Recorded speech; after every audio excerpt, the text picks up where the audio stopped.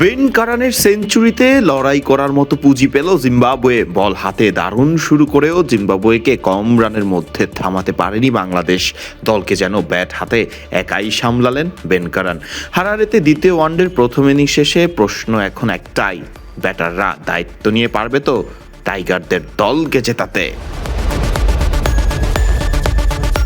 Series বাঁচানোর লক্ষ্যে একাদশে এক পরিবর্তন নিয়ে মাঠে নামিয়ে দিন বাংলাদেশ। মুস্তাফিজের জায়গায় মাঠে নামা শরীফুলকে নিয়ে টসে জিতে বল করার সিদ্ধান্ত নেয় টাইগাররা। জিম্বাবুয়ের রানের খাতা খোলার আগেই স্বাগতিকদের প্রথম হোঁচট খাওয়ান টাইগার পেসার তাসকিন আহমেদ। দলীয় ৮ রানেই ফের আরেকবার হোঁচট খায় জিম্বাবুয়ে। ইনোসেন্ট কাইয়াকে এবার নিজে স্বীকার করেন তাসকিন।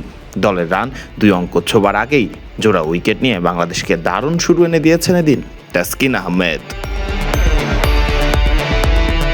ব্যক্তিগত ২০ বলে ৯ রানে থাকা ক্রেগ আরভিন তো বুঝতেও পারলেন না নাহিদের দারুণ গতিতে সেই বলটি। নাহিদের করা বলে ক্লিন বোল্ড হয়ে সাজঘরে ফিরলেন এই ব্যাটার। আরেক জিম্বাবুয়ের ব্যাটার ওয়েসলি মাথবেরেও ফেরেন দ্রুতই অধিনায়ক মিরাজের শিকার হয়ে। ফলে দলীয় ৬৬ রানেই নেই ৪ জিম্বাবুয়ান ব্যাটার। এরপর জুটি বাঁধেন সিকান্দার রাজা এবং অপর প্রান্তে মাটি কামড়ে ব্যাট করতে থাকা আরেক জিম্বাবুয়ান ওপেনার বেন কারান।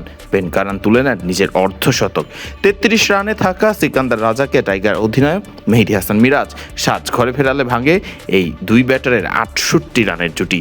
তবে ততক্ষণে জিম্বাবুয়ের দলীয় রান পৌঁছে গেছে ১৩৪ রানে। এরপর রিশাদ একটি উইকেট শিকার করলেও অপর প্রান্তে ঠিকই শতক হাঁকান বেন কারান। বেন কারানের সেঞ্চুরির উপর ভর করে দ্বিতীয় ওয়ানডেতে লড়াই করার মতোই পুঁজি পায় জিম্বাবুয়ে। টাইগার ব্যাটারদের দায়িত্ব নিয়ে খেলতে হবে দ্বিতীয় ইনিংসে। ঠিকঠাক ব্যাট করলে কঠিন হবে না ম্যাচ জেতা, তবে বিপদ হবে প্রথম ম্যাচের মতো ব্যাট হাতে ব্যাটাররা ব্যর্থ হলেই। ফরদিন রহমান সকাল, বিডি ক্রিক টাইম।